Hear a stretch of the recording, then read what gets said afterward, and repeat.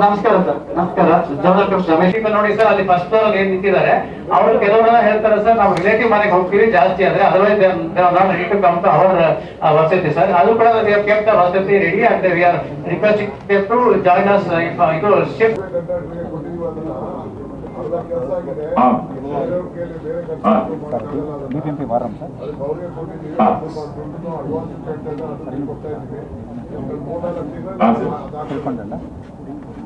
ಅದಾದ್ರೆ ಅವರು ಒಂದು 60 days ಅಲ್ಲಿ ಒಂದು ಪರ್ಮನೆಂಟ್ ಸೊಲ್ಯೂಷನ್ ಮಾಡ್ತೀನಿ ಅಂತ ಹೇಳಿದ್ದಾರೆ ಸರ್.